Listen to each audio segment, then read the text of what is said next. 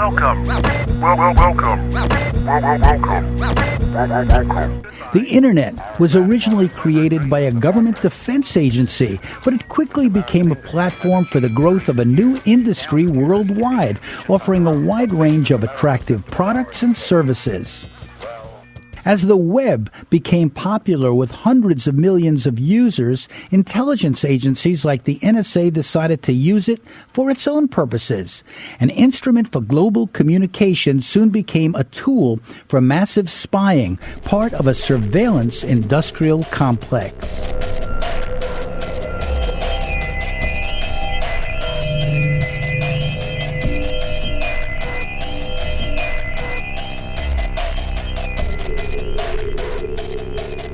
The vast super-secret National Security Agency took to the Internet like a fish takes to water.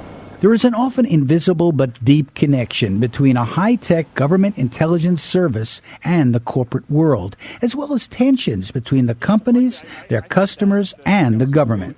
It works on many levels. First, the intelligence agency works with thousands of businesses who offer services and provide contractors. Some of the big ones are on an NSA advisory panel, and others are deeply complicit with its global spying and surveillance mission. At the same time that many are criticizing government spying, customers are pressuring their phone and internet companies, accusing them of violating their privacy. Here's one case, documented in this chart shown in a lawsuit, proving that AT&T set up a special room to intercept calls the government wanted to spy on. All of this collusion upsets the CEO of another tech company, Roy Singham of ThoughtWorks. The sad part about this is it's really something that has undermined commerce, it's undermined privacy, it's undermined security. It is so hypocritical what these companies and governments have done to something that could have been so revolutionary, so important to human race, this globalization of an internet economy. And it's been destroyed, quite frankly, by this collaboration. The NSA is proud of its partnerships with many companies, as these documents, released by Edward Snowden, makes clear. The agency has made deals with corporations to provide data in exchange for information on threats against their operations, as these formerly secret documents show. This relationship is documented in journalist Glenn Greenwald's book, No Place to Hide. This leaked graphic refers to what NSA calls strategic partnerships, 80 major global corporations in all, including well-known computer, telephone, and internet companies. This graphic outlines the specific targets of NSA collection: email, video and voice chats, photos, stored data, and more. This document for fiscal year 2012 shows a 32% increase in cooperation from over 45,000 companies. The agency reports a strong growth in data from Google, up 63%, Facebook, up 131%, and Skype, up 248%. We asked NSA whistleblower Russ Tice about these partnerships. It seems as if a lot of the technology companies are actually being paid to share their, quote, data with the NSA. Absolutely. And in some respects, I have a little bit of sympathy for some of these companies because it's a carrot and a stick. Now, the carrot is, oh, by the way, we're going to pay you millions and tens of millions of dollars and beef up your bottom line for this information. The stick is, if you don't give us the information, we're going to make life miserable for you. We're going to cut back on your government contracts, and as the CEO of Quest Communications found out, we're going to put you in jail if we can find some nitty-gritty thing that we can pin on you. And I think he just got out of jail just a couple months ago. Companies are often ordered to supply information for which they are paid. This is an actual court document showing that NSA requests to a foreign intelligence surveillance court results in orders to the company.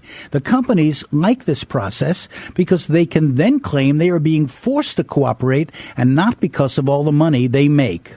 So in other words, there is intimidation, actually. This is really almost mafia-like. Absolutely. This is extortion and blackmail. But some of these companies engage in spying themselves. Challenges to Google's use of Street View cars seems on its way to the Supreme Court. Their role has the attention of Martin Smith, a producer at the PBS Frontline program. Smith says that businesses in Silicon Valley helped create the surveillance state. That the cell phone that you carry tracks everything, everywhere you go. It increasingly tracks what you buy. Your email is scanned so that advertisements can be placed, but it's creating a turnkey surveillance state that is that everybody is participating in. It's not just journalists and their sources, but everybody is exposed. Their information, Google knows more about you than any institution on the planet at this point. But these companies want you to sign privacy agreements. They claim to be protecting your privacy. Well, they are. They do have privacy agreements, and if you took the time to read them, perhaps you could make a rational decision, but you'd never get out of your house. You'd be there reading these privacy agreements for months on end.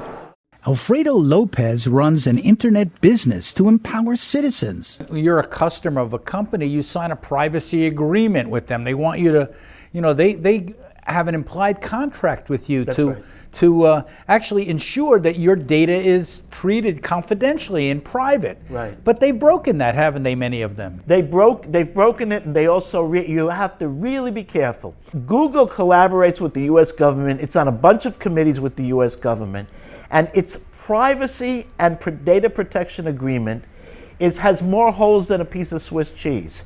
So they can do literally anything they want with your data. In fact, Google writes into its Gmail agreement the ability to actually read your email. They claim it's for marketing purposes. But the same apparatus they use to read your email can also be used by some government official to figure out what it is you're talking about, and who it is you're talking to. So this is a battleground, isn't it? Between the desire of people to communicate without being spied on and the insistence by the government to spy on them. That is correct. The companies require privacy agreements like these that customers think protect them. But many of these agreements are written by lawyers who know how to conceal or sanitize the real meaning.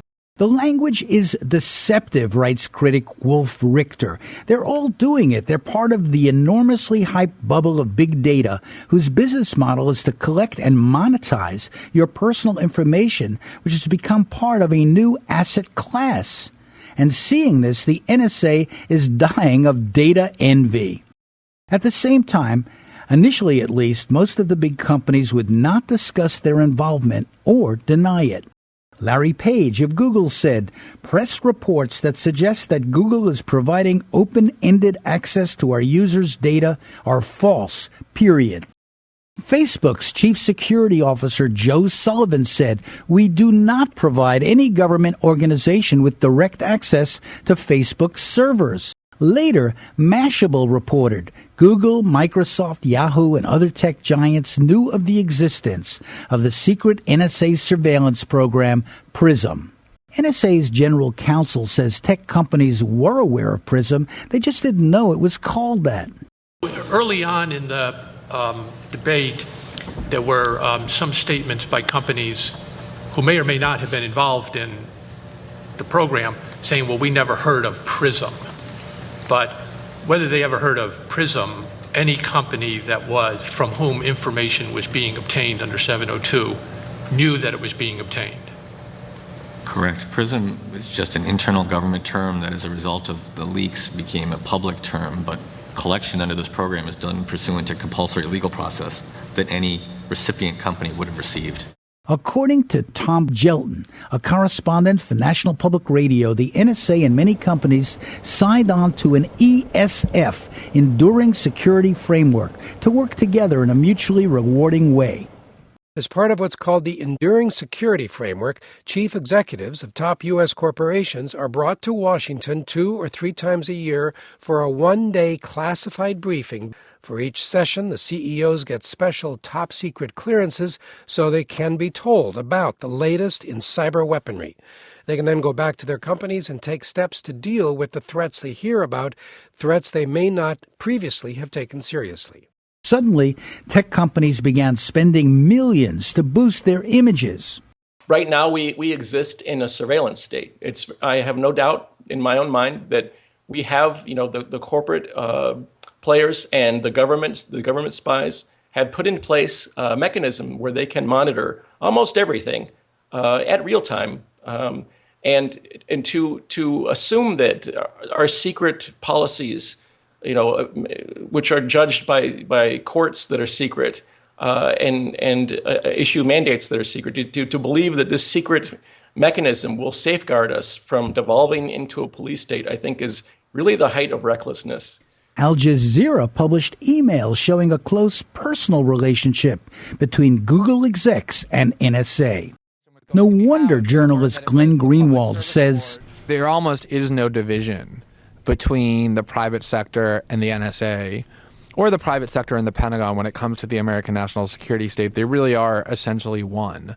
Here's just one list of NSA private contractors. And this goes back before 9/11. That NSA was increasingly in the internet age was increasingly going out to the defense, military industrial defense intelligence complex, and granting very, very large contract vehicles in the billions and billions of dollars to quote unquote solve the big data problem, to solve the intelligence problem of the digital age.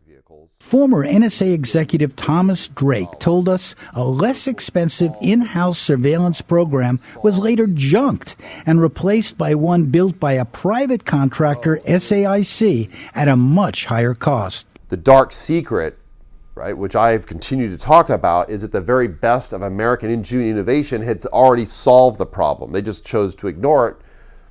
One particular program was called ThinThread, and it was developed for just over $3 million, but it didn't stand a chance against a program called Trailblazer, which was $4 billion, when it was awarded with great fanfare as a flywheel contract, the flagship program in which it would take NSA into the digital age. And that was in the spring of 2000. In fact, I was, again, told by the number 3 who I reported to, it says, you got to be at least 10 million to even get noticed. And 2, ThinThread came out of it was a signals, we call it Signals Intelligence Automation Research Center, otherwise known as SARC, it was really a center of excellence.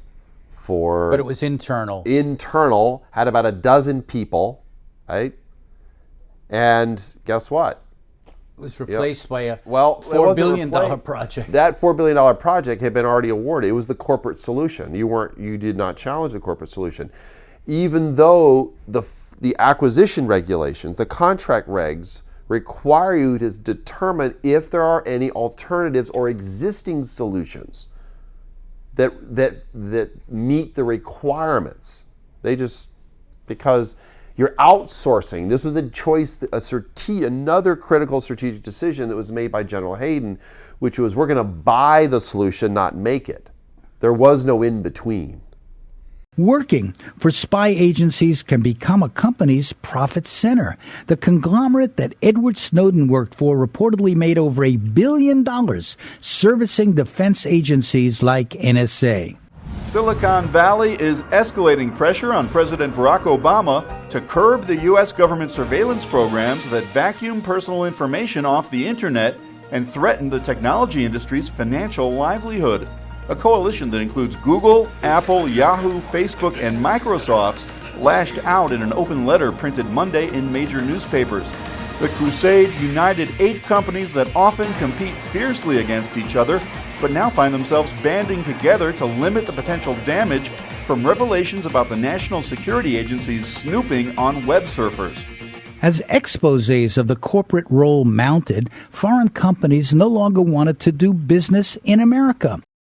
There are reports rolling in saying that U.S. businesses are feeling fallout overseas from the NSA spying revelations. You normally wouldn't make the connection, but other countries are actually thinking twice now about buying goods that are made by U.S. companies. Even Julian Assange of WikiLeaks commented on how American companies were being hurt. You know, I've been involved in the tech industry for a long time. I know my friends in the US are really hurting as a result of of what has happened in the NSA. As far as the outside world is concerned, the United States has become an archipelago of coercion, where any person you were dealing with in business at Google or Facebook or Yahoo or at a telecommunications company might have become secretly an agent of the National Security Agency because they're ordered to do so by the FISA court, and they're forced to keep that secret or through the mechanism of national security letters. One study reported that the U.S. cloud computing industry could lose as much as $36 billion in business. Even as companies challenged NSA access, a top-secret court that oversees surveillance has time and time again ruled for the NSA.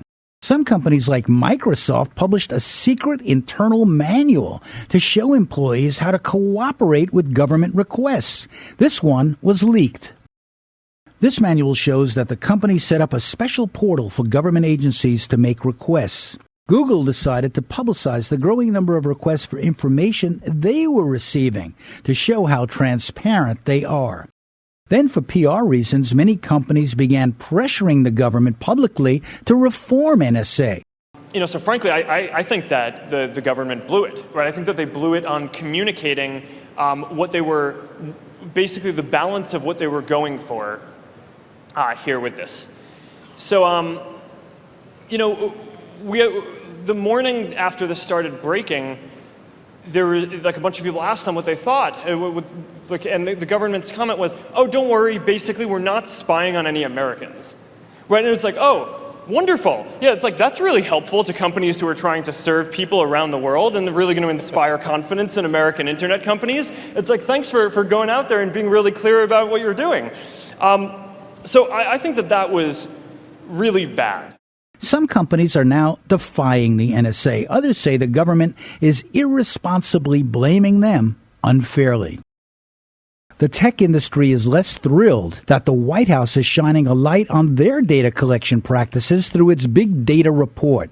Companies issued statements urging the White House to turn its attention back to how the NSA collects private data. Criticizing them, they say, is irresponsible. I mean, we haven't had this kind of arrogance of American corporate government language, in my opinion, since the 50s. You know, when what's good for General Motors is good for America. And I think it's time that the businesses in the rest of the world took notice of this monopolization by U.S. corporations and said, this is not good for our countries, it's not good for our clients, it's not good for our customers, it's not good for the world. At the same time, they have made videos like this to show the public how they handle requests for information on their customers. In the course of a criminal investigation, sometimes the government requests information on Google users. Here's how we protect users' information from excessive requests, while also following the law. Let's say the federal authorities want information from Google about user HughDunnit22. Google protects your rights by upholding the Fourth Amendment. The law requires authorities to use a search warrant when seeking private content, like email. If there's enough evidence to support an application for a search warrant, the investigator heads to court. The judge inspects the application, and if satisfied, issues a search warrant. To Alfredo Lopez, videos like this give the impression that these companies are being sensitive to customer concerns. They say a range of things. Most of the time, the people that we interact with and the bodies that I'm with, and when I go to different activities, that with hotsy-totsy people where they pay for your lunch and dinner, they say, "You're right, Alfredo, and we're working on that." Or it's another. See, everything is so compartmentalized and divided that it's a self-protection. They can protect themselves. They also, here is the problem. To see the picture this way, you have to have the politics to see the picture. And that's what I keep saying to people that I talk to all the time. I think as somebody in the tech sector, something that's more upsetting to me is the lack of vigilance in the first place of the corporations and their hypocrisy in the defense of this, and they have no real plan to put pressure on the United States government or international bodies to protect their other citizens. Listen, we're a global business. You know, I operate in 30 countries. We have people working, I think, in 15 countries right now. We have consumers, we have businesses in all these countries. Most global businesses do. Whom am I accountable to?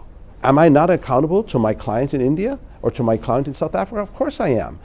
You can't pretend that you like global business and then you think it's okay that one country and one set of companies, corporations, have this unlimited license to exploit and spy on the rest of the world.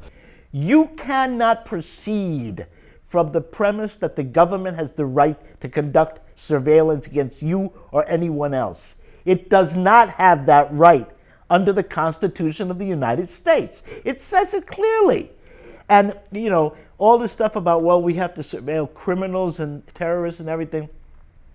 How you know someone's a criminal? And how do you know someone's a terrorist? Why are you taking my email? If these companies can collect this information, so can the government. Martin Smith's Frontline series exposed corporate collusion with the NSA. The Googles, the Facebooks collect as much of our sensitive data as possible. But anything you hand to a private company is potentially government. The NSA specifically targets the communications of everyone. Corporate America and the national security state know so much about us, and we know so little about them. I do see it as one of the stories of our time. It affects us all here as to whether or not we're going to be adequately informed about what our government is doing. And that we do have a First Amendment of free speech and a Fourth Amendment that need on search and seizure. We need protections. They need to be upheld. Donald Byrd teaches journalism at Long Island University. He says not all of his students even recognize the problem. Our students think that the internet is just a utility. You turn it on and it runs, it's water, electricity, whatever, and the internet really has to be the same. And they're on their machines all the time. I took a train to Chicago and back recently because my son's at Northwestern University, and the kids, they're all on their screens. They're not talking to each other. They're never going to meet a significant other. Many of them may not know, may not care that other people are paying attention to what they're actually saying, or they're recording what they're saying. They're being monitored. They're being spied on. I know that. I tell them that when I go into my Bank of America, there are 14 cameras on me, watching me. The cameras everywhere, we know that, and so forth. And I tell them never to text anything they wouldn't want their mother to read. Is privacy dead then? I mean, personal privacy? I think so. I think it is. So in a sense, the NSA, by its desire to control everything, has actually led to the global resistance to it. This is about economic, military, political, ideological, historical control. This is the fundamental nature of power in the world. Whoever controls the commanding heights of the new world economy, which is the internet, dominates the economic landscape for the next 50 years, then dominates the politics, and with that they dominate the political and military narrative. My sister, as a historian, and others have told me that when you have a chance to rewrite history, you control the future. This is also about changing the history of the past. That's dangerous. Victors write history. If we're not careful, we're going to create a situation where the history of the people who fought in the civil rights movement, that's going to be obliterated. How did Nelson Mandela go to prison? It was the American deputy ambassador who turned him in. Those facts of history will be conveniently discarded if we're not careful. And that's what's at stake. The future of history and the future of knowledge. Coming up next, combating insider threats. The NSA's latest preoccupation since the disclosures by Edward Snowden created a firestorm. You will meet whistleblowers and hear their dramatic stories in the next episode of America's Surveillance State.